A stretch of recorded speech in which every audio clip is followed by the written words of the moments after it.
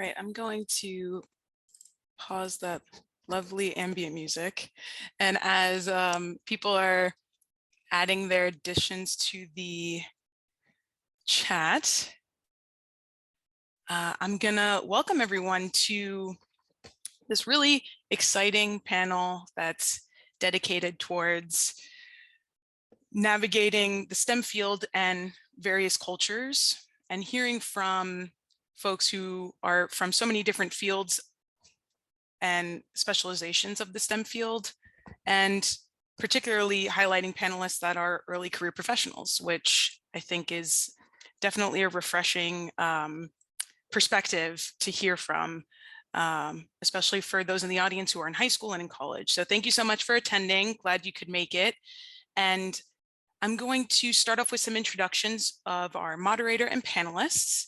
And then from there, we're going to get started. So you all have access to the chat. Please feel free to add questions as they come up, but we'll be having a Q&A session towards the end of the panel. All right. So first off, let me quickly introduce myself. My name is Giselle. I'm the Natural Areas Conservancy's internship coordinator, and I oversee our CUNY internship, also our exciting new high school pilot program. And yeah, we have come up with this really amazing panel to kind of bridge those two programs and, spread the wealth of knowledge from folks who have intersected from that program as well. So really full circle moment here. But first, let me introduce Brandi Cannon. They were born and raised in Houston, Texas, and Brandi is our moderator, and spent the last 6 years living in New York City, and now lives in California working on their PhD in Science Education at Stanford University. Their background is in biology and in botany, or the study of plants, and they love being in the outdoors, which is why their research focuses on reconnecting Black and Brown folks with the outdoors, nature, and finding safe spaces to exist while engaging with the earth and learning science, a really important cause, and very much welcome. Brandi took some time between their master's and doctorate to teach middle and high school science, and really enjoyed the opportunity to mentor and provide space for learning and growth. In her free time, Brandi is an active board member of the United States Quidditch Association, loves to garden, play video games, read manga, and hang out with her two adorable but devious cats. Thank you so much, Brandi, for being our moderator. And let me also introduce our panelists here. First, we have Nigeri Brooker. She works as a wetland project associate with New York City Parks, where she spends the majority of her time in the tidal marshes and wetlands of New York City, monitoring past restoration projects and collecting ecological data for current restoration projects. She specializes in benthic ecology and also uses her expertise to assess benthic invertebrate species diversity. She's an absolute expert, and I always learn something new when out in the field with Nigeri. Thank you, Nigeri, for being here. Next up, we have Adam Guzman, who is the Stewardship and Field Research Coordinator at Riverside Parks Conservancy. He has a Bachelor of Arts in Environmental Sustainability with a minor in Earth and Environmental Science. And he's very, very, very passionate about the city's waterfront and blue urban natural areas. We're really excited to have you, Adam, and for you to share your knowledge. Thank you so much. And finally, we have Grace Mussette. She is the Community Forestry Associate at the Natural Areas Conservancy, where she engages and educates local community members in natural area stewardship. Also very important work. She holds a degree in geography and sustainable development and is currently pursuing a master's in geoinformatics. Grace is passionate about using education as a tool to inspire the next generation of leaders, all in good company here. And thank you, Grace, for joining us and sharing your knowledge as well. So without further ado, I'm going to turn it over to Brandi, and we're going to kick off this really exciting conversation. Thank you, everyone. Good morning, everybody. I'm Brandi, and I look forward to having a wonderful conversation with you all. I got to meet the panelists yesterday, and we just had such a great time talking about science and what it's like to mentor and what does that mean to us. So I hope that you get to learn a little bit about them this morning. And then we're gonna have a section for questions at the end. So please feel free to grab your sticky notes, your chalkboards, your notebooks, whatever you need to keep a tally of all your questions because I'm sure you're going to have some. So let's first start to get to know the panelists a little bit. Panelists, could you give me your pronouns, school and major, and how else you would identify yourself in addition to being a scientist? Oh, do you want me to go first, or Nigeria, you want to go first? um, I'll just go first. So as you guys may know, I'm Adam Guzman, pronouns he, they. My major was urban sustainability, but I put environmental sustainability because it was very much more like, how do we incorporate ecology into what we do? How else I identify? I'm a proud New Rican, which is a Puerto Rican who grew up in New York. I would also say like I'm also a part of the LGBTQ community. And lastly, I'm really a R&B and like pop concert connoisseur. I have to go to at least a minimum of one concert every month. My name is Nigeria Brooker. My pronouns are she, her. I have a bachelor's of science in biology. I graduated from Lehman College. I identify as a Black Afro-Latina. My mom's Dominican. And I would also put in that I am a bee whisperer. Yeah. Hi, everyone. My name is Grace Mussette. I identify, my pronouns are she, her.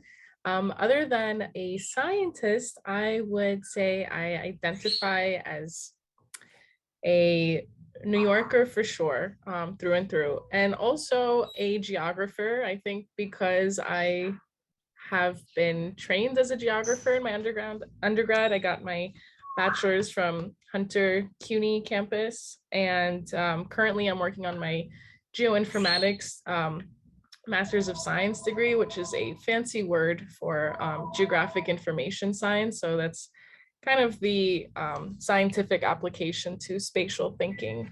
Yeah, I think that's it for me.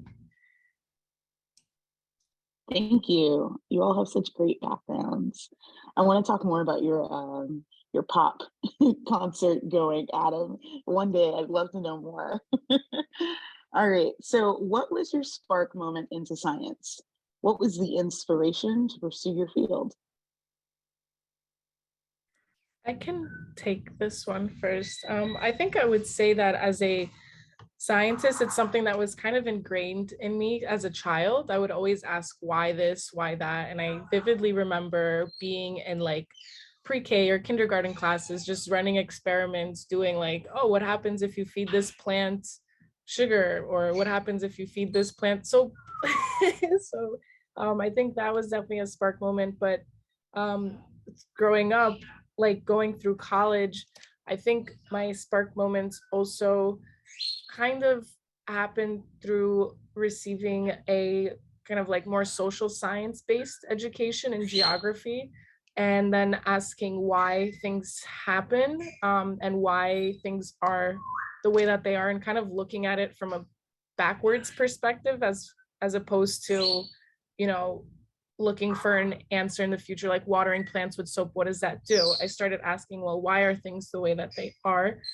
And then on top of that, I think realizing that I could apply science to geography and this spatial thinking was definitely a spark moment for me, and what got me into science. And then now working directly with ecology, my spark moment was definitely my entire experience with NAC and just entering a natural area and being able to look at it through a different lens, as opposed to like what I remember Nayuri said last summer, like a tree is not just a tree, a shrub is, it's not just like green space. So definitely my spark moment with ecology was definitely through NAC for sure. I'll also say that I was definitely a why child growing up. I had a bunch of questions all the time, and my parents, my mom, she's a childhood educator, and then my dad, he's just a geek, I guess, you know, full on Trekkie and obsessed with science. So we had a bunch of encyclopedias. We had encyclopedias of dictionaries. We had a picture encyclopedias of just a bunch of different books. And they very much encouraged me to find the answer myself. So, you know, I had a question, we have books for it, go look it up, go find your question, go find your answer. So that's what I grew up doing. And I just loved science growing up as well. I liked biology as a class. And I remember in 4th grade, I did my first science project where we had we picked up these slips with topics on it that we had to research. And mine was, does salt water, which one freezes faster, fresh water or salt water? And I remember just completely feeling like I knocked that entire science project out of the park. I asked my dad to take pictures of me while I posed next to my experiments, and I had my poster and I was very into it. So yeah, science has always been very much a part of what I liked doing. And when I was younger, I mean, I guess a couple of years later, when I was like 13 from 4th grade, what pretty much got me into the field that I am now is that I was very bored one summer and didn't really know what to do. And my parents were like, find something to do, entertain yourself. And I stumbled upon a ocean documentary and completely fell in love with all of the inhabitants that were in the ocean.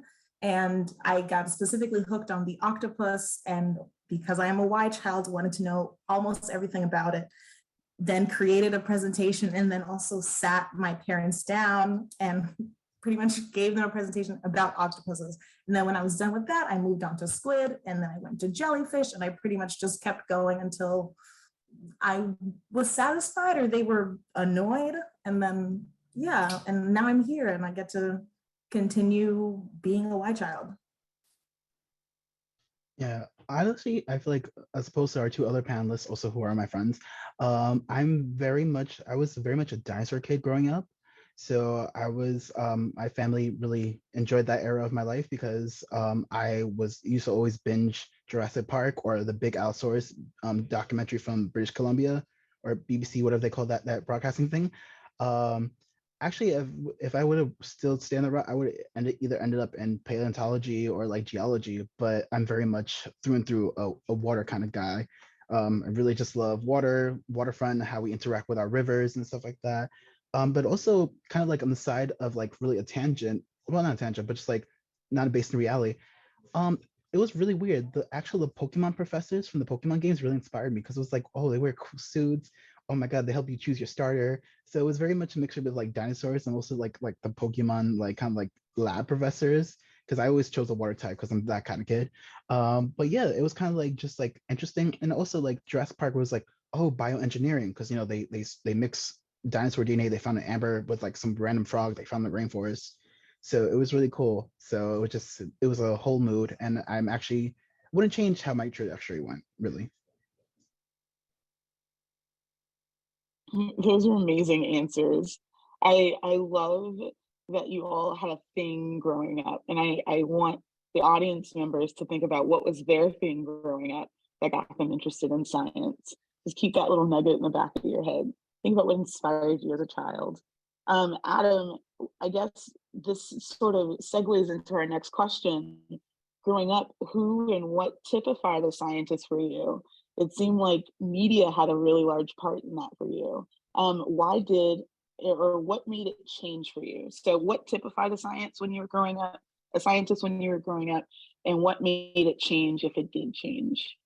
Yeah, I remember that back to that kind of Jurassic Park, that scene of just like the Velociraptor being born, which I'm just like, oh, that's really interesting. Like, what's bioengineering? What does that mean? And little did I know that would play a major role in my studies later on about like invasives and also like agriculture, like monoculture and stuff like that. But I think for me, it just meant like, okay, so how do I get to deal with dinosaurs before I awaken to my water identity? It was more like, okay, like, so I've been to the American Museum of History when I was a kid. I was like, oh, they dig up dinosaurs. So what if I wanted to like dig up like fossils? And I think how that translates for me as kind of like just like how science has changed for me, especially, is noticing that like, science is much more than just what I was exposed to. Because that's what I say, being exposed to different media and consuming different media will help you expand what you think is science and what you understand as science. Because back then my brain was just like gemstones, minerals, and dinosaurs. So yeah, that's pretty much it. Sorry. Nice. And I'd love to field the question to everyone else. What typified a scientist for you, and what made it change if it did?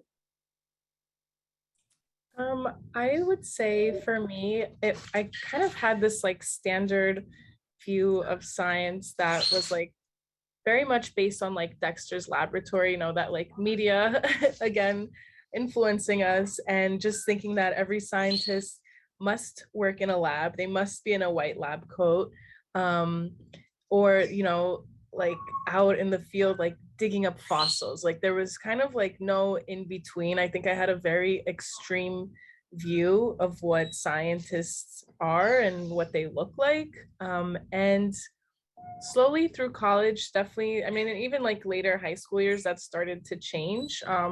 I also feel really lucky that I was taught science by so many women, which kind of challenged a lot of this, like, you know, a male dominated field, the notion that it's very male dominated. And, you know, not to say that it isn't, but I feel lucky in that I had that education from women. And I, you know, mothers, wives, like very intelligent women who were able to be scientists, and also fulfill other roles in their life, as opposed to just like being in a lab, you know, and pouring chemicals into one another. And I'm really glad that my view has since changed, and also my understanding of what science is has also changed for sure. And it's not just biology and chemistry and fossils. I would say that growing up, I didn't have an actual image of what a scientist was. I think it's mostly because of my mom, who, you know, she did her master's in having children have a bunch of different children's books in their classroom. So multicultural, but also different things, showing children different things. So I think because I was raised with her, you know, I had my books and I had my ocean documentaries, and I never actually saw an actual person doing the job. You know, the ocean documentaries were all underwater. It was just a narrator. And so I didn't have anything to look at and say, oh, you know, I want to be like that person. I just kind of pictured myself in that role already. And that was great then. But then, you know, a few years ago, my parents actually told me that the science project that I did in 4th grade, that was like part of the science fair, the teachers thought that I did not do it myself. They thought that my parents did it for me, and that I was like not capable of creating a project like that. And so they actually like disqualified me from the science fair. And before then, until that time, I was very, I would say, okay with what I wanted to do. I knew my place in marine biology. I knew that what I wanted to do. I knew what I wanted to be. And then I guess after finding that out, I was like, oh, there's like this entire image that people have when they're thinking of a scientist. There's this entire culture around this entire thing. And a lot of people, or I guess I've come into contact with a lot of people that think that I wasn't in that at all. And so it was kind of the other way around for me. At first, would say I had a lot of confidence in my field, and now, you know, I'm noticing that, you know, the STEM culture, you know, got hands. It's not, you know, it's not going to let me just come in and, you know, do me. Yeah, so I think it's the other way around. That's how it's changed for me. Najiri, and how old were you when that happened? 4th grade, 9. Yeah. And I actually had no idea that it even happened. When my parents talked to the teacher, they disqualified me. And I the entire time thought that, you know, I totally was this awesome scientist. I had this cool project, you know. I had no idea. And I think it was great that my parents didn't let me see that, or didn't let any of those negative things that were happening around me affect me. So I got to grow into this cool person that likes marine biology so much. And then like after the fact, it was like, oh, by the way. Yeah, I mean, it's amazing that you're here today, because it says it in the literature that Black girls are often given obstacles as early as elementary school in science, because people don't believe that they can do and they can accomplish what they set their minds out to do. So it hurts me to hear it, but I'm glad that you're here with us today. This leads into our next question with, could you tell us a time when you felt like a scientist, when you have felt like a scientist, or times when you've questioned that? I'll start again just to, I guess, continue with how I'm feeling now. I definitely feel less like a scientist now, and like for like my past internships and the past jobs that I've had in labs and in the science setting, I definitely feel less like a scientist now, more than when I was a kid. I think it's mostly because I was made aware that this entire view exists outside of me, and I'm not seeing a lot of other people that are like me now. It's very late, like late bloomer, I would say. But yeah, I would say even this job, the job that I have now, love it to death. But I definitely sometimes do not feel like a scientist in the smallest ways that don't even make sense. When I first started with New York City Parks, I decided to pitch like this benthic invertebrate assessment, part of our ongoing salt marsh assessment that we have now. And the entire time, even though it's been welcomed, and even though it's part of the salt marsh assessment now, leading up to it, I definitely had to kind of in the back of my head say, okay, Nigeria, you're not stepping over whatever, like you're not just this little assistant on the side, you are a scientist, you're allowed to make contributions to this scientific world that you're in right now. So yeah, I think that's how I'm helping myself. That's how I sometimes feel like I'm not really there. I would actually disagree with Nigeria because I feel like my aha moment actually, I felt more alive than ever in a way, like in my element, pun intended. When I was actually working with Nigeria, like, I don't know, I felt in great hands, like doing shoreline monitoring in Nigeria. And it actually felt me like, wow, I actually do have the knack to do field ecology and research. And I actually prefer that over stewardship because I like being out there exploring. It was fun with Nigeria trying not to get drowned by the circle line every time the tides came in. If you remember that when we ran. But I would say, in my opinion, like how it kind of like, I'm just looking at my notes. Yeah, it was just like kind of just in the sense that yeah, it was just more sense like I had that moment now, kind of late bloom, like, oh, I'm actually like stepping into the world I once stepped into. But actually my kind of like moment of just like kind of like hesitation was back in undergrad. Since I come from like a working class family, very like blue collar, just like trades, stuff like that. I was like the first one to navigate this world. And I don't know why, in middle school I had a passion for earth science, but when I got to undergrad, it was like that inner saboteur, that like kind of like voice in your head that really it wasn't your voice, it was just given to me, not by my choice, of just like, no, you're not smart for that. No, you don't survive in there. But then it's just like, no, I do. Just because I was born into a reality that somebody's forced upon all of us doesn't mean I have to subscribe to that reality. I can create my own reality. That's why I'm alive. That's why I'm in this field, because I want to contribute something bigger than myself and also be connected to other people who want to also contribute to that vision. So I feel like, yeah, those are the two big aha moments. I'll answer too. I think I feel a little bit like Nigeria in the sense that sometimes every day I'm like, oh yeah, okay, you're in STEM. Okay, yeah. I remind myself sometimes I still have those aha moments.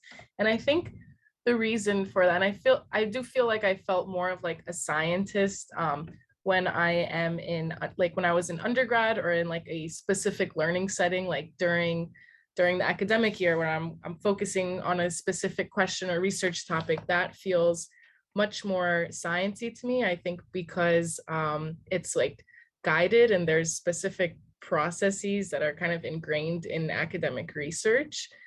So that feels very sciencey to me. And I frequently have to remind myself that even though even right now I'm doing like forest management recommendations, which is all science based, but I'm just like, oh, like, no, I'm just reading and then digesting information and repurposing it to make a recommendation, but that's still science. It just doesn't necessarily follow that maybe like specific scientific method, how we've all been taught. And I think that I personally need to remind myself that just because you're not in an academic setting doesn't make you a scientist. And because I work kind of like on the educational side of things and imparting knowledge onto others, it feels more of like an education role, but that doesn't negate the science in it. So yeah, sometimes I do still need to remind myself that I am in the STEM industry and I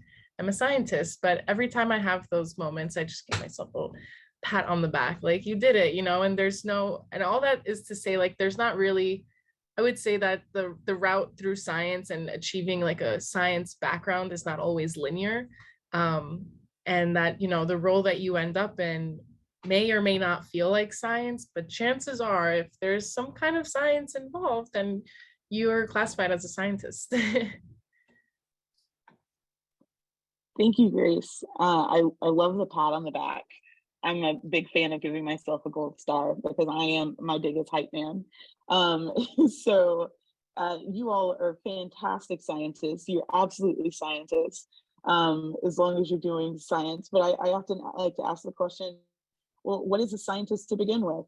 Who gets to dictate what is a scientist? And that kind of leads us into our next question about the dominant cultures in STEM. So the dominant cultural norms for engaging in STEM typically are the norms of the population that have participated in institutionalized STEM as we know it today. So male, white, Western privilege. You can go ahead and add cis, straight, abled, all those things that are considered dominant. So when everybody engaging in STEM is expected to adhere to these dominant cultural norms, some may feel like outsiders, as you all have suggested, how you may have felt before. Thinking back to other parts of your identity you mentioned earlier, how do they intersect with dominant STEM culture? When I read this question as I was reviewing it, I automatically thought of this like one really like jarring experience I had. So like, as we all know, especially science, especially not back then, but science just in the sense that in the coming up years of like, we have ethics now. One really jarring thing is experience is like, as a Puerto Rican, during the 1950s and 1960s, there was something known as the La Operación, which was basically like kind of like the forced sterilization of Puerto Rican women as a kind of like eugenics control of like to control poverty, which poverty is not genetic. But it was more since just like my first experience with like how science can be used as a weapon and very dangerously used to other people. And so, and how it ties into my other like not personal, but like identity, I surprisingly never felt othered for like my kind of like my orientation. So I was like, okay, cool. But as a person who is a Hispanic Caribbean, I was like, I can see why, because I have kind of like that privilege to pass when people be like, oh, because nobody ever thinks I'm the ethnicity I am. So I have to always like navigate that and remember that I have to advocate for other people who don't have kind of like that privilege as me, and also to make sure that we all have the space to like elevate and contribute in the way we should contribute. So yeah.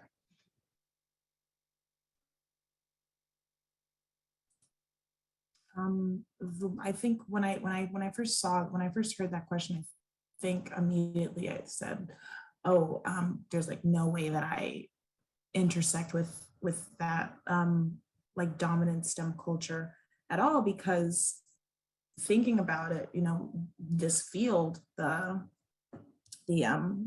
scientific field, the natural field, the naturalist field was made, it was like this boundary, this field made by, these old white men, and they had no intention of having anybody that was, Black, of color, a woman, anything besides a cis white man be in that field. So when I think of that, I don't intersect with that at all. It's more like two parallel lines right next to it. But I'll definitely force it. I'll definitely say, I like nature too, and I'll force those points together at the very tippy top. But other than that, it wouldn't intersect. But I'm okay with that. I'm okay with forcing my intersection on top of that.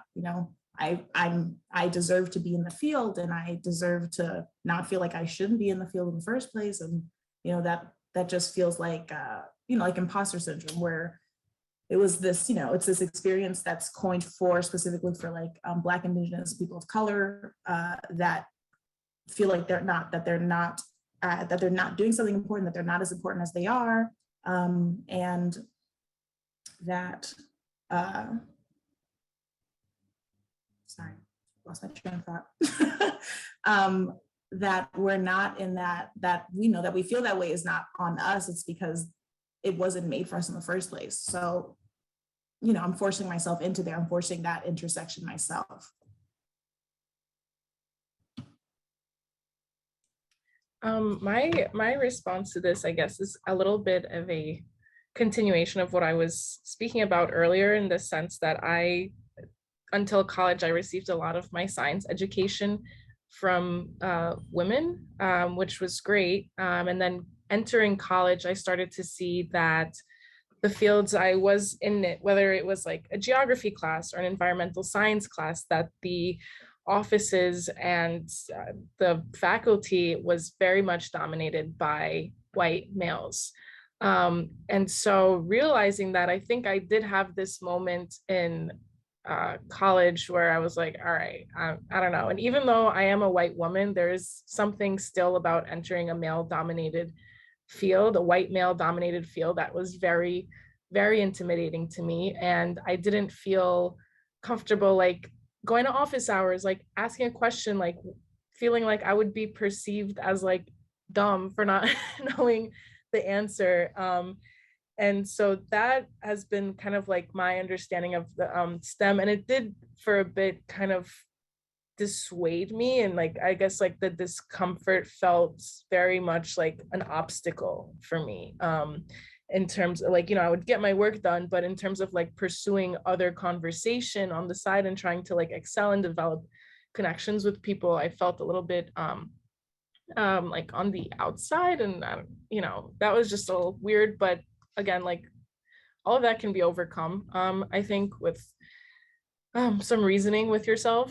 Like maybe this is like what is the evidence here for this? But that was my experience. And now, like in terms of like intersection with that dominant STEM culture, I mean, I intersect with it because like this, despite like these industries or this field having been dominated by white, cis, male, whatever, there is still that notion that like, well, the literature and the science is there, and unless you're challenging it, which is always welcomed, like some of these are just like mainstay principles and knowledge that we follow, so in a sense we kind of have to stick to that, but then as scientists you also do challenge them in a way, or try to see how far they hold up.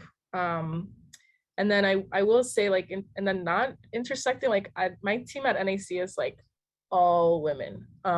It's like most of my inbox is just women, which is great.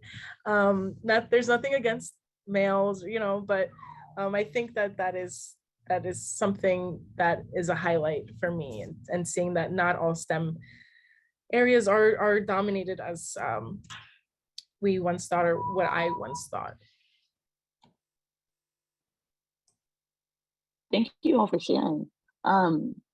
It's interesting. It's navigating dominant STEM culture and how it puts you in a position of questioning where you are, your authority in science, your ability to adapt. And I know that that's really difficult, and it creates obstacles, and it almost makes you wonder, are you supposed to be here? And of course you are. You're fantastic. You're lovely human beings, and you absolutely deserve to be here. So I want to know, who and what do you rely on during times when you question whether or not you belong in STEM? Oh, Grace, you want to go first? Yeah, I'm gonna give a frank answer, because this kind of like goes back to what I was just talking about.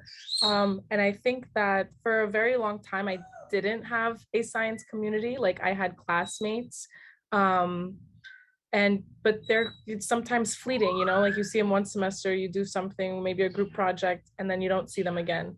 And really, like the only people I had were like professors, and they weren't even like one of my most influential professors didn't even teach me science. He taught me the philosophy behind science, and he was kind of like my my kind of support system. But I will say that I sometimes still struggle with the scientist identity, and I think it's because I didn't have or haven't garnered like a full group of people to rely on. And like some of my NAC colleagues will hear me say like, oh yeah, like nobody knows what I do. None of my friends like have any clue, because they're all like creatives and like media and whatever.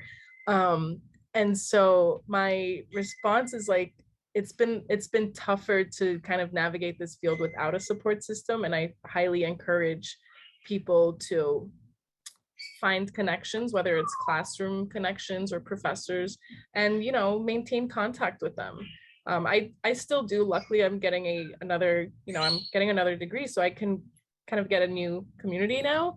And I have like all my colleagues at NAC and people who I've worked with who have been really great. But through college, I didn't have that support system, and it definitely, I think, quite honestly, it definitely affected my perception of what science is and how to navigate the field. So if you find buddies, stick to them and make them your best friends.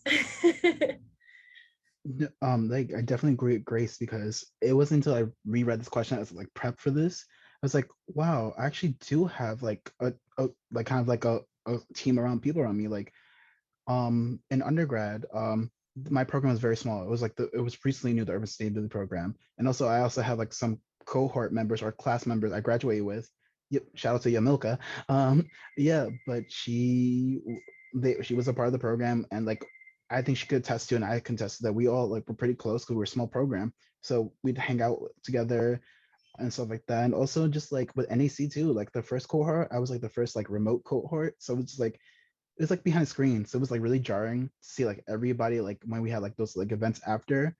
And it's just like it's really helpful to have people who have the same like not mindset, but also like same interests and like just like that curiosity, because it really helps to motivate you to be like, you know what, so and so is doing this, so and so is doing that. Also, another shout out to G-Sun and Kirkland and everybody else too. I hope I don't like forget everybody from like the cohorts that we were part of too. But also, yeah, and also like NAC, I feel like NAC really bolstered my network, because I was like, I remember like when me and Grace and Nigeria were like hanging out on the Rockaways, just like having a good old time. It was great. It was fun. So I think it's just like it's very helpful to like have people who are like-minded, because it doesn't have to be school. It can also be like at different like programs, like or just volunteering. Like you, especially you can. I just like struck a conversation with somebody on the train yesterday talking about like, hey, I know you want to be a writer and I know you're interested in STEM, but you can also like be a writer in STEM. You can like critique like certain like policy or stuff like that. There's always room for science. It doesn't have to be like the lab. It can be communications. It could be kind of like, yeah, communications, marketing, also just like organizational, like how can we make our lab run better? So I think it's more sense just like your network is whoever you talk to. And it doesn't always have to be someone who in your field, because sometimes people who are not in your field can actually give you insights to make you better in yours. So hopefully I didn't like go on a tangent. Sorry. Yeah, I'll agree with Adam.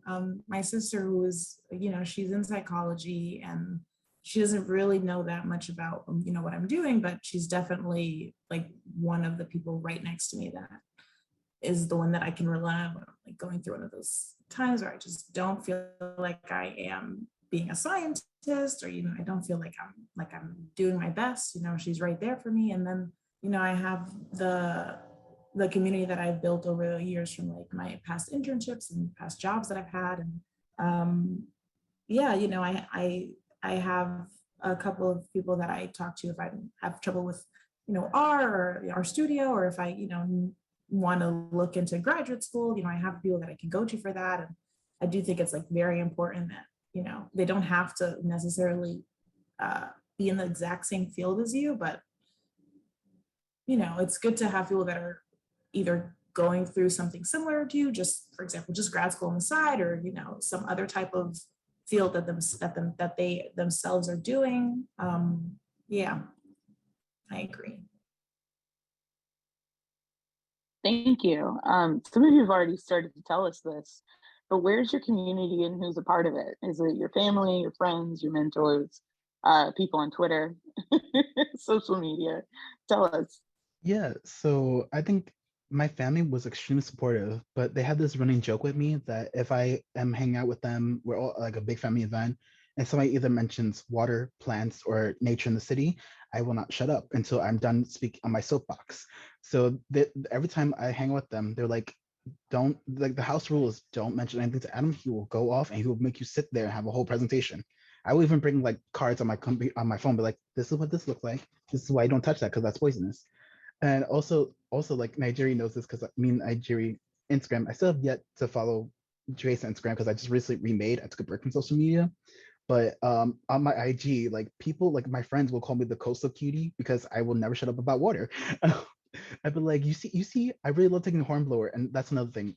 Like the hornblower, like water transportation, I love that. I was like, that's what New York City needs, water transportation, because trains overrated. I mean, well, we need a comprehensive public transport system to be a green city, um, but also at the same time, it's just like I think also I have a mentor, and mentors can be older than you, younger than you, and it could just somebody that like really helps you bounce off. I'm gonna shout her out, Aurelia Casey. She's an icon, a CUNY icon from who's very big in the education like system in not system, but education like kind of like community in New York City. She runs a kind of like a very like catered to like brown and black and brown like young folk who she does a program called Inner City Ranger. So the thing is, like in the Sea Ranger, she does that. I learned so much for her because at one point I wanted to go the education route, but I was like, I like water. I need to, which I could always do water education, but I was like, no, I want to restore the blue areas. So I think it's just like having mentors and also having people you can just like nerd out with because it's just like it's fun too. Because like, you know, and then people like you'd be surprised how your friends be like so amazed when you know like one thing, like, yeah, that's wild carrot and that's poison hemlock. And this is how you tell the difference. So I think it's just like finding people who bring the best out in you and who also are not afraid to challenge you to be like, no, you can do better. You could always do better. So stuff like that.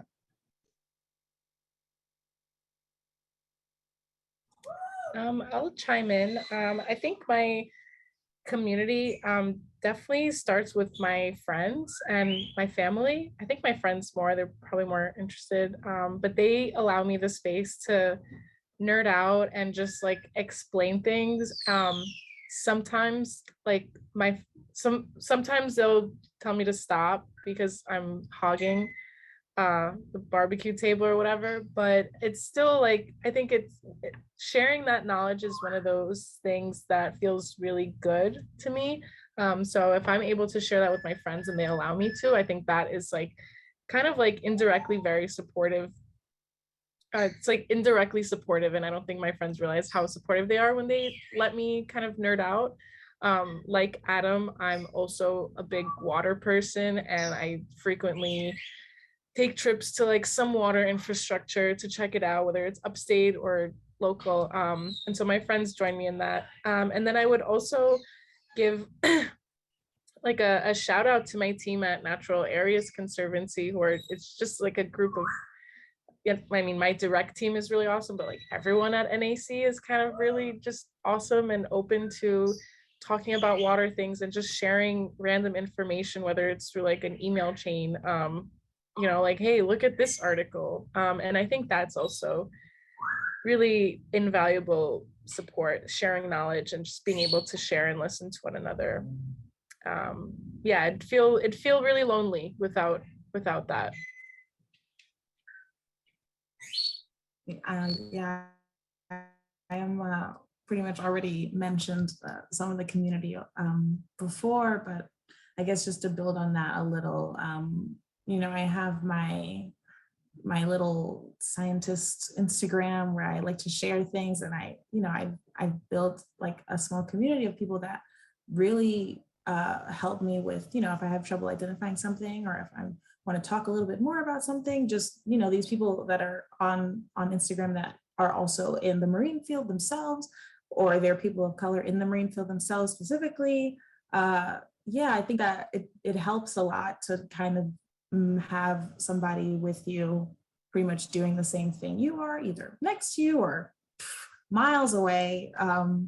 yeah, it's a nice feeling.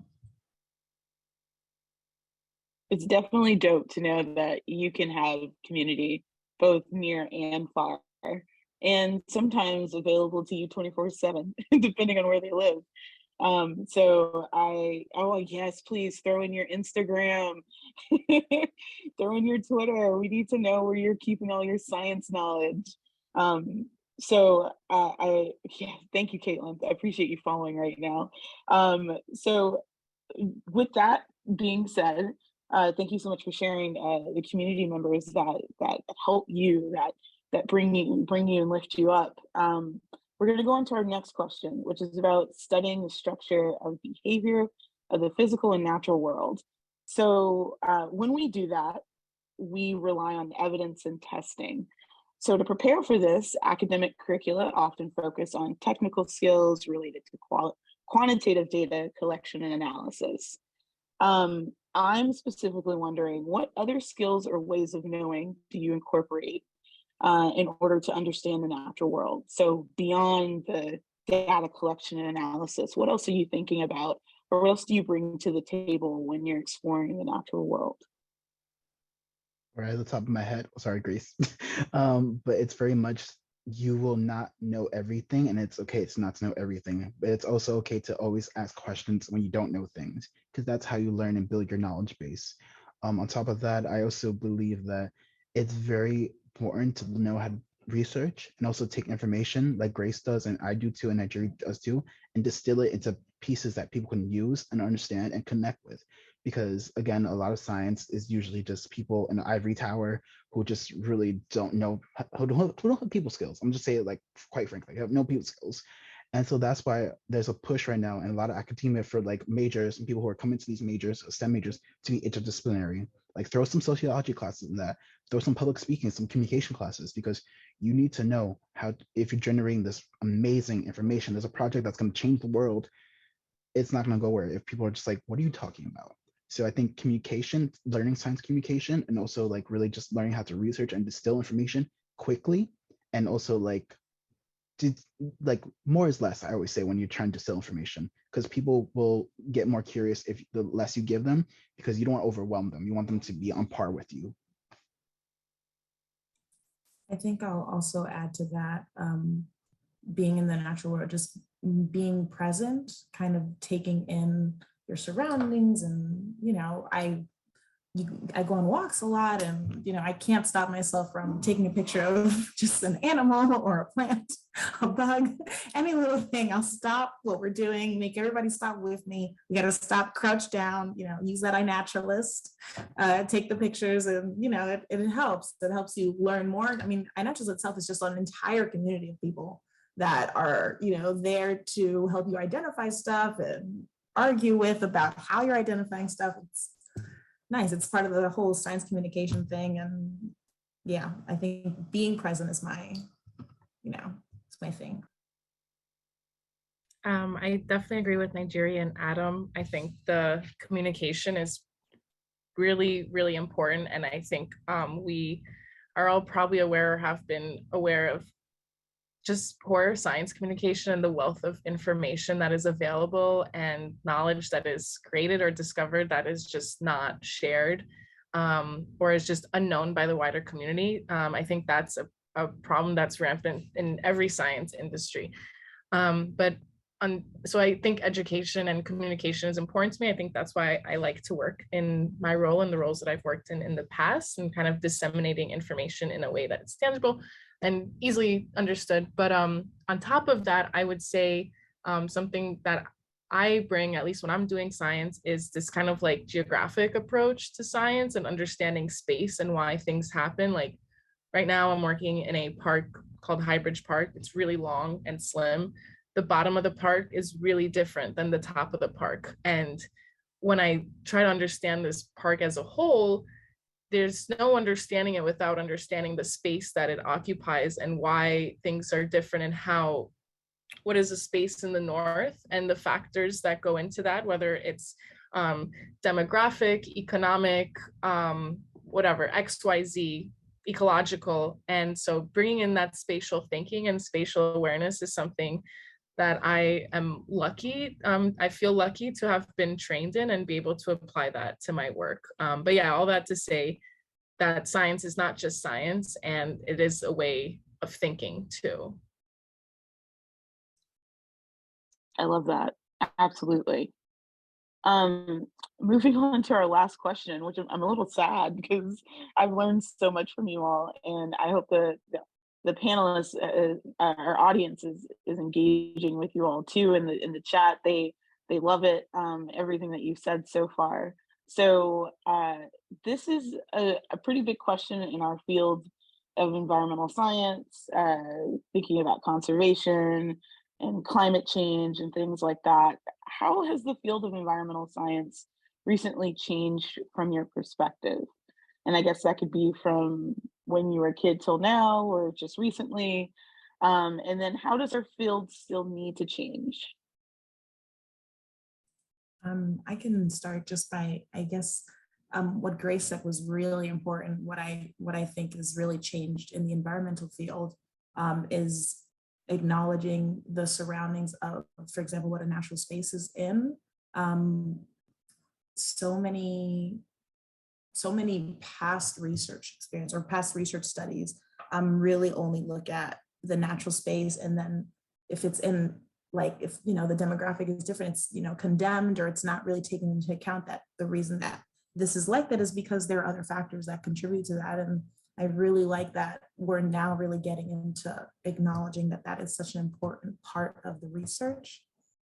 I really like, I'm just gonna pull little bits and things of things that I like about the environmental field right now. I really, really like that we're also taking into account that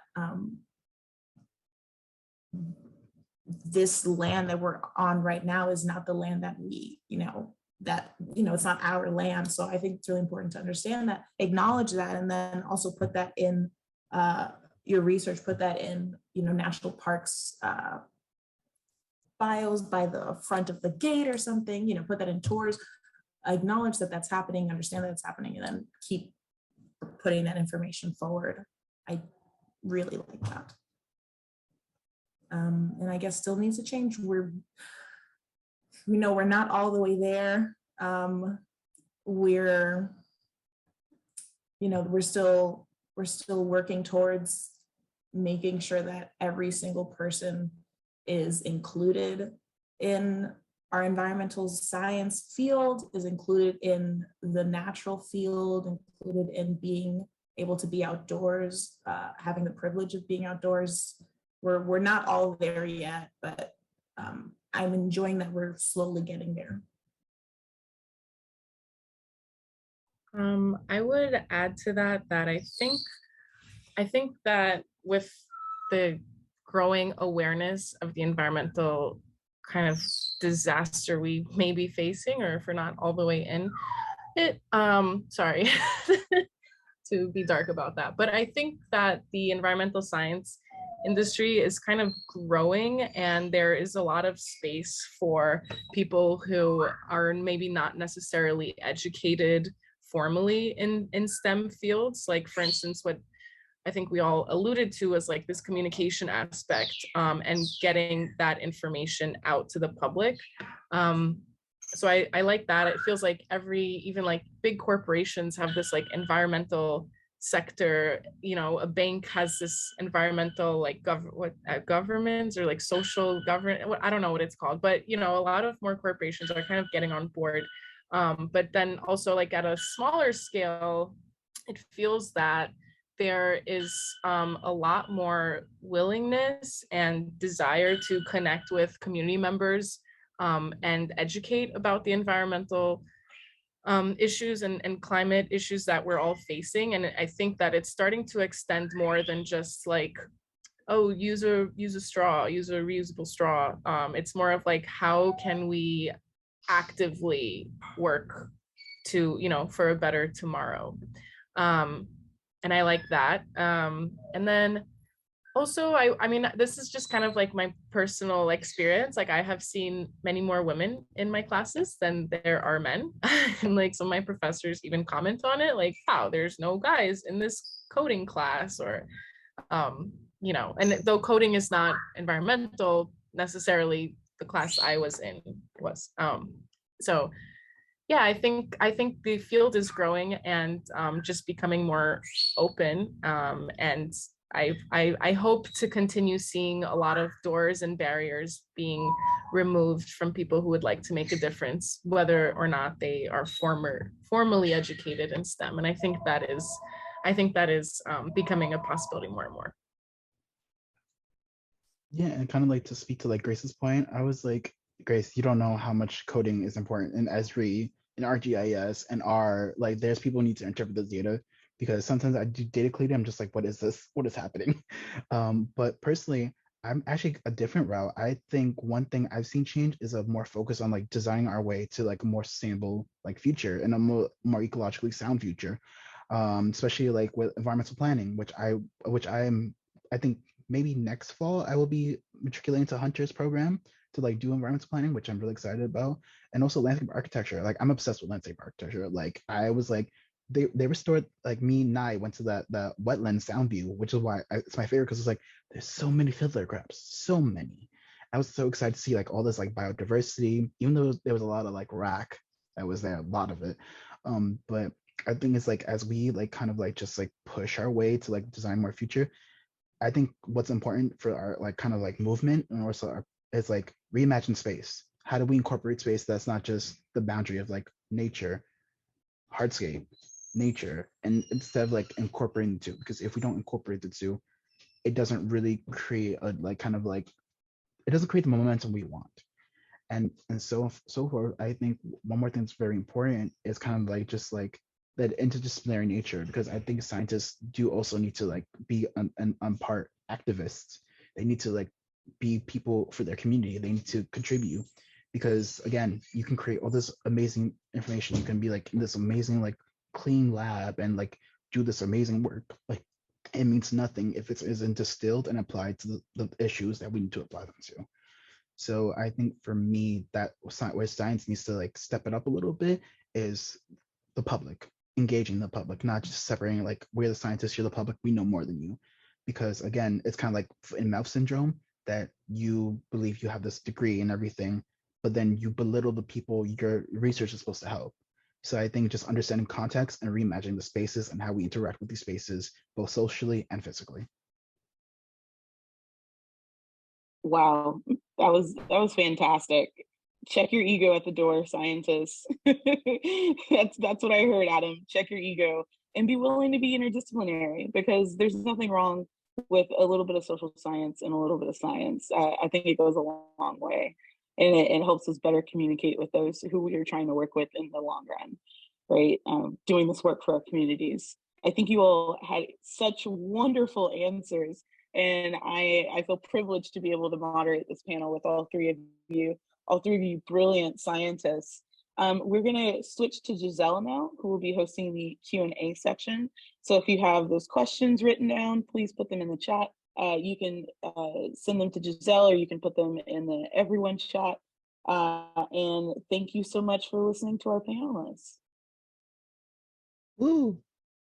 Thanks, Brandi. Yeah, thank you all for such a wonderful conversation. Yeah, incredible. Really, really well done. So our first question comes from Alex in the chat, and they're asking, can you guys share your current positions and how you applied/got the job?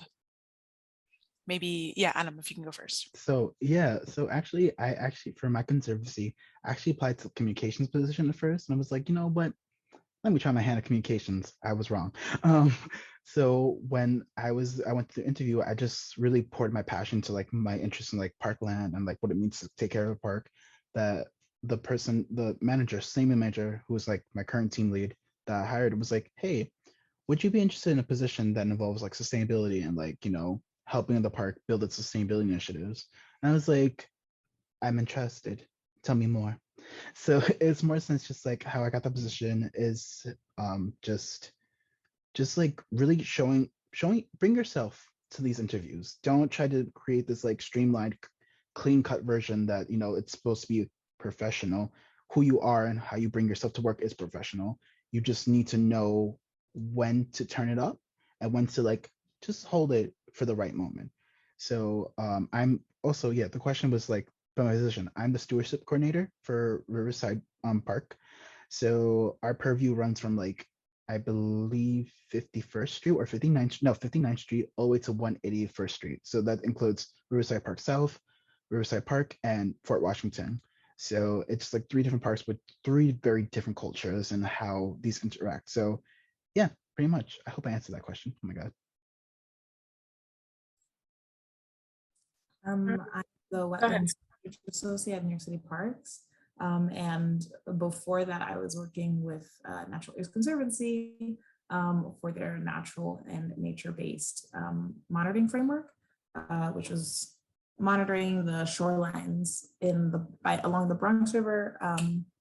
And yeah, so how I got the job was after my NAC internship. I reached out to the people that I was working with from New York City Park, which was Chris and Novum, and they let me know what type of jobs we're hiring. And, I applied and pretty much like, I have this experience with benthic invertebrates and being outside, and I definitely can like bring as much as I can of myself to the job. And yeah, I got it. I was very happy. And it's been going great. Yeah. Currently, I am the Community Forestry Associate with NAC. How I got the job, other than applying for it and doing well on my interview, I think I kind of was very passionate about this work and still am. I don't know if I said it on this call, but my background like really isn't ecology. It's more of like geography and sustainable development and looking at the world and kind of trying to have answers. I don't know. I was looking at like electric vehicles before this, but anyways, I think like the NAC internship kind of just opened up this kind of new reality for me, which I talk about all the time. And it just really changed the way that I viewed natural areas in my own city. And it's something that I became passionate about sharing with others. And I guess that came forward in my interview because now I work, as a community forestry associate, where I work with local communities and showing them the importance of natural areas. So yeah, all that to say is like, you could always like switch it up, I don't think there's not really like a linear path, and just being passionate and being able to express that passion and interest and adaptability, but also bringing some other things to the table, I think is really important in getting the position that works with your background and interests. Thank you so much, everyone, for that. Yeah, really good to see where, how you got to where you are is really important. A nice like reflection point there. The next question in the chat, and thank you everyone for adding those to the chat here, comes from Drew. How has the way you communicate science changed since leaving the NAC / beginning your new positions? I feel like NAC gave me the baseline for it, like how do you communicate, and also like how do you communicate with the public? Because then again, the NAC works with like distilling information that they collect to the public to like reinforce stewardship in their local communities. Also inform policy, just like, hey, this is why these natural areas are important.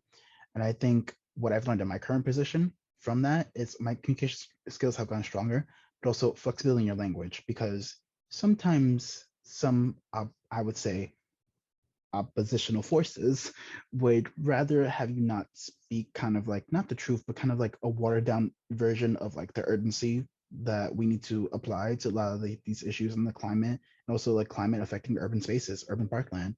So learning how to still get your message across, but by using not flowery language, but language that still gets your points across, but subtly. Because again, sometimes you will create these like communicative like frameworks and also like this like literature, and usually, again, oppositional forces would disagree with that. So yeah.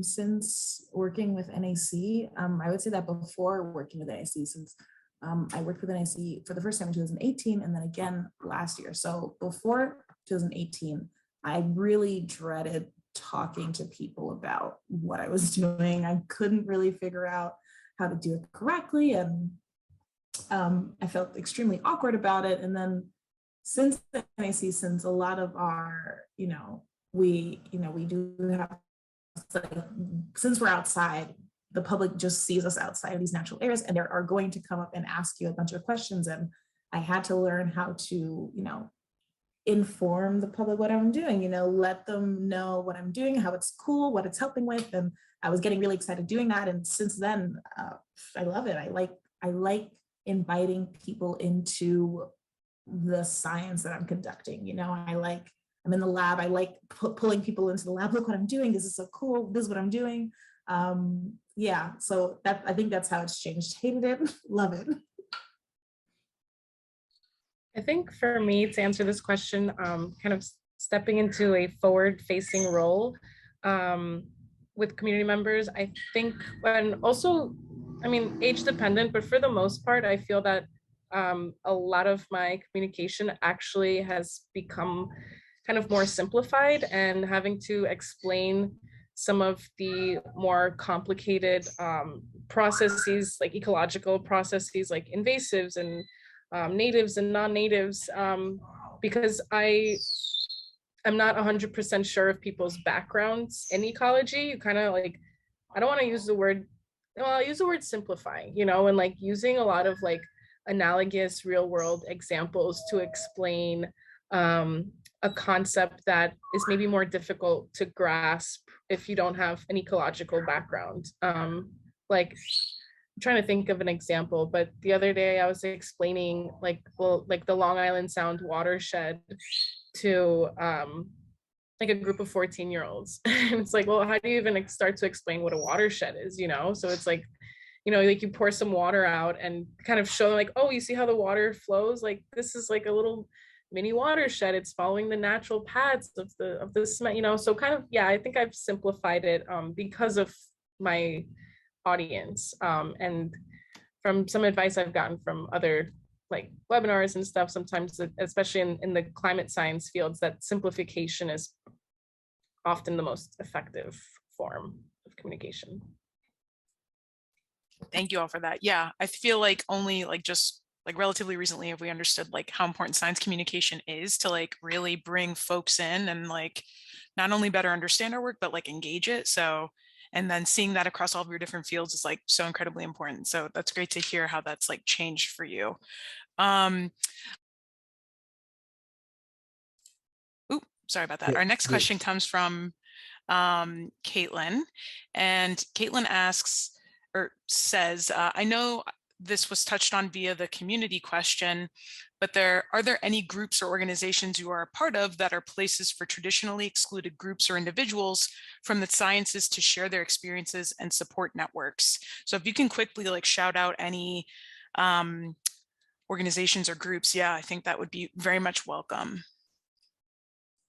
I am on a newsletter for Eco Women New York City. Love it. I found it a couple of years ago, signed up for the newsletter. And what they do is it's a bunch of women that are in these science and environmental fields. There are meetups, and they talk about, they share like articles or anything like that. And then I recently was referred to BWEAMS, which is Black women in ecology, evolution, and marine science. And that's been really cool as well. I think for me, it's like very much social media in a sense, it's like networks, because I found a lot of people who kind of like are doing what Nigeria's doing, kind of like a science, kind of like IG. And believe me, oh wow, words, my coffee. Nai's gonna pop off. Nai's gonna be one of those like greats now, because I follow somebody like just to name a few. I'm not gonna go through the whole list, but like Urban Bird Eco. His name is Sebastian Morel. He's a PhD student who's doing ornithology, like urban like birding. A coworker of mine that I've been gotten really close to, they actually co-founded or founded queer birders of New York City. So it's kind of like just like I've been growing my network in like my career just by talking to people, because like if you give people an inch, they will give you a mile, and you can learn so much from that. And also just like social media, like interacting with social media, don't be afraid to be like, hey, you like that person's comment, respond to that person's, because usually people are not gonna be like antagonistic, but like, why'd you like my comment? Why did you comment about that, about like what I commented? It's just like, if you if you like kind of like approach people with this kind of sense, and like kind of like, I feel like Instagram's the best way to like kind of like get that, because it's more interactive. Because Twitter's interactive, but like how many times I know like retweet like a tweet, comment, retweet? Like, no, I feel like Instagram there's reels, there's like different like stories, and then you can actually like engage with that and then foster community through that. So I think it's just like social media, which is when used positively, not in a way to attack people. I think it's really a useful function, especially connecting people in ecology and urban ecology across the states and the world. My answer to this question is not many. I haven't like been a part of an organization. I think for a bit I was like in a Facebook group of like GIS for women, something like that, but not anything that I was super active in. And I think that this is a great question, and I would love to dive deeper into that, and finding a network and a support group for one that I fit into. Yeah, super well said, Grace. Like, if we find that we don't have that community, it's like either we can create it ourselves and start that process off, or go searching for those familiar groups. Absolutely. And before I forget, if Adam, Nigeria, and Grace, if you can please add if you're all right with it, your emails or any sort of like social media or LinkedIn into the chat so that people can still connect with you, that would be great.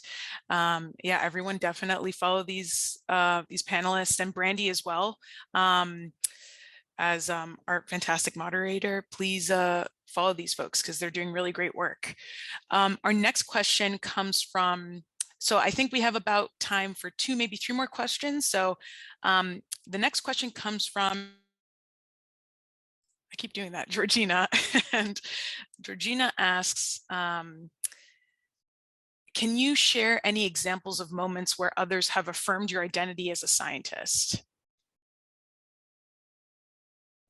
That's a really good question. I'll say this job and maybe my last internship as well. People have like really affirmed my identity as a scientist. I think in a lot of ways, one of them is I always wanted to be like this person that people call if they need like help with their benthic invertebrate identification. That's like one of the things that I want to be. I want to be the invertebrate lady, and it definitely, like, I feel like I just realized it. But here at New York City Parks, a lot of my colleagues will reach out to me, and I think that's very affirming to me to know that I'm like, I've made it, I'm there, I'm this scientist, and I've had also other people affirm that I'm a scientist. My friends were like, oh, I have a marine biologist friend, and things like this help me. I'm not a marine biologist yet, really technically, but it does affirm that I'm a scientist. I do like hearing it. Yeah, like I had like really jarring moment like maybe a month ago, because I was gonna say my Como City said alma mater, CUNY Brooklyn College. Actually, the professor who runs the RU there, the Brooklyn Urban Ecology and Environment Lab, asked me to come speak. And I was like, oh, okay. And then as we're speaking, his introduction really threw me through. He's like, yeah, one of the urban sustainability like programs, like success stories. I was like, excuse me, what? Success story? Since when? But also like, again, last summer working with NAC, really just like, I was like, I do belong in this space. And also on top of that, and it's more sense just like, kind of like, let me see, I'm trying to think about this. But also just like my cousin really plays this fun game with me. She lives in New Jersey. She just recently moved there with her fiance. So my cousin will send me pictures every other week. Was like, is this Queen Anne's lace or is this poison hemlock? Because New Jersey has a really like invasive poisonous hemlock problem. So I'm just like, so I gave her the lowdown. I was like, okay, I'm not a botanist, but I know plant identification. I have that skill. Queen Anne's lace is like kind of flat flowers, also hairy stem versus poison hemlock, which is kind of like the flowers are also white, but kind of like a, I would call poor choice of words, like a firework kind of like pattern. They're not bunched up like Queen Anne's lace, and it has a purple stem. So it just really affirming to be like, wow, I'm doing the thing. I'm doing the thing. I think for me, multiple moments for sure. I think sometimes it's confirmed by people who are not in this field at all. Like I mentioned before, I have friends in like not the environmental sector field. So when they tell me like, oh, you're a scientist, or you know, you work in science, I'm like, oh, okay, I guess yeah, if that's how you see it, then okay. And then I would say like every time I create a final product using data, I'm like, okay, yes, this, yeah, affirmed. And then, I mean, this example is great, just being invited to speak on this panel and feeling like I have something to say about being a woman in the STEM industry is pretty affirming for sure.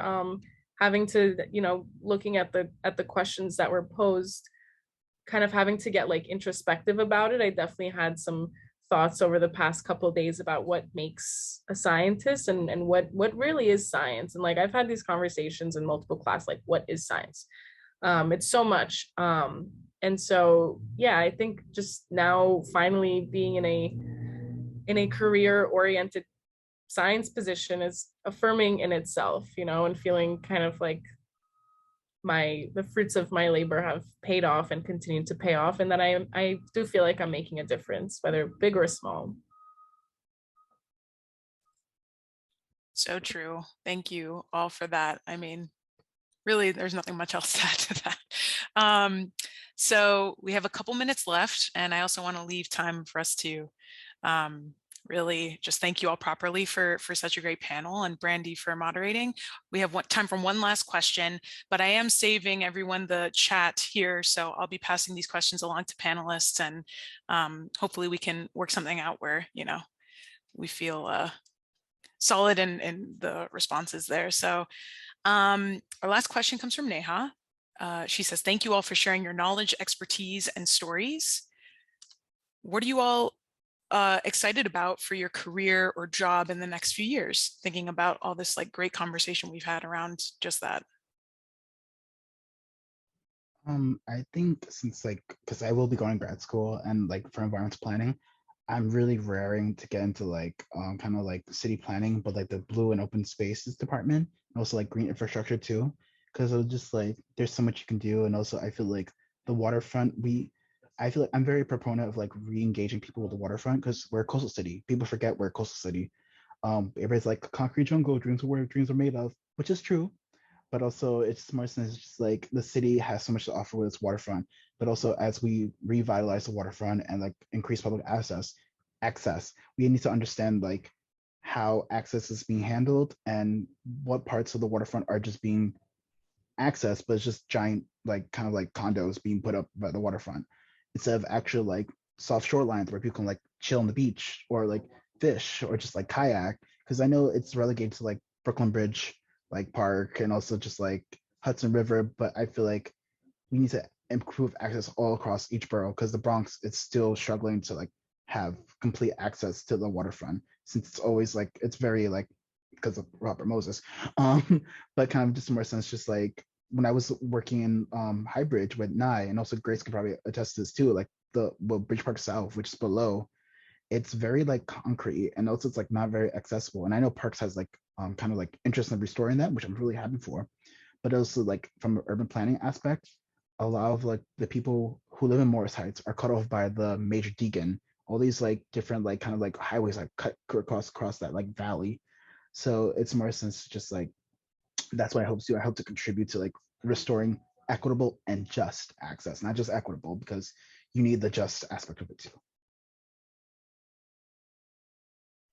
I'll jump in. For me, I'm personally looking forward to finishing my master's. But before doing that, and not just finishing it, just to finish it, I really want to switch gears, because as I said before, I was looking at like electric vehicle adoption in New York City using GIS, which is fine and interesting, and I love it. But I feel like there's a huge opportunity for me to bring in a level of ecological research and, you know, supplementing it with GIS. And so I want to find fun projects for that and kind of have my first proper ecology research, finishing that degree. And then I think I'll just be a lifelong learner. Honestly, I'll probably get some kind of like teaching credentials, or I don't know, just something to like keep working with youth and community. And like even bigger players, like I would go into a corporate office and teach people about what they're doing wrong and how they can improve, or, you know, just anything kind of like educational. And yeah, I think that the power of education is limitless, and I have personally been inspired by so many people just because they taught me something, and I would love to continue that in whatever shape or form. Yeah, I'm not too picky. I'm also looking to go into graduate school. You know, I'm still deciding between the master's or PhD with both, but definitely I know that I will be staying in the method vertebrate field. I'm not really trying to leave. So yeah, I'll be staying in this, and it would be great to like expand more on this in New York City parks. It would be great to maybe have a thorough benthic invertebrate assessment across New York City. That'd be super cool. Yeah, I think I'm staying like right here in this like little niche that I have. Probably just gonna specify it a little more for just crustaceans like crabs or you know, polychaetes. Those are really cool marine worms, but this is it. Well, I can definitely say very excited to see, you know, where you all have like taken this expertise, all of this like scientific background, seeing where you're going to go from here. And it was such a pleasure having you all on this panel, and again, sharing your stories, sharing your perspectives, because as we talked about, we're hearing from all of these folks that were not traditionally a part of science. So we're definitely, the tides are changing. And I think conversations like this definitely help that. So yeah, tides are changing. I took a page out of Adam's pun book over here. But thank you all so much for such a great conversation, Nigeri, Grace, and Adam, from, again, such different specializations, having a common thread, but yeah, such like wonderful knowledge. And Brandi, thank you so much for such a fantastic like moderation of the conversation. And thank you everyone in the chat and like attending. This was fantastic to see almost like 50 people on this panel, or on this like call. What I'm going to do is again save the chat, share with our panelists, and also share the recording with you all if you know of anyone who would benefit from this conversation too. So to keep this, you know, momentum going. But yeah, thank you all so much. Any final kind of words, panelists and moderator Brandi? We got 1 minute. I would just say thank you. Thanks for having us and hosting this. And like, this is such a really important conversation I think we had. And I hope that people gains anything from it. So thanks again. And thanks for the invite. Yeah, I agree. Just like really quickly, I think one like final piece of advice for everybody is do not let expectations somebody else set for you define your journey and where you end up. Because remember, we're living in a reality that was never meant for us to flourish and be the people we want to be. So remember and be kind to yourself, because it's a hard road, but it's not impossible when you have the right people around you. Yeah, thank you so much everybody for attending. It was really fun. I love talking with everybody here. Yeah, what Adam said, you know, this field wasn't meant for us, and we're going to force it, okay? We're going to be here. We're going to force it. We're going to be here, and we're not going to leave. So thank you, guys. Thanks, everyone, for coming. Never forget that your community's out there. They just might be online. Or they might be right where you were originally in New York City. I can't wait to come back to New York City and meet y'all. Thanks, everyone. Have a great rest of your day. Bye.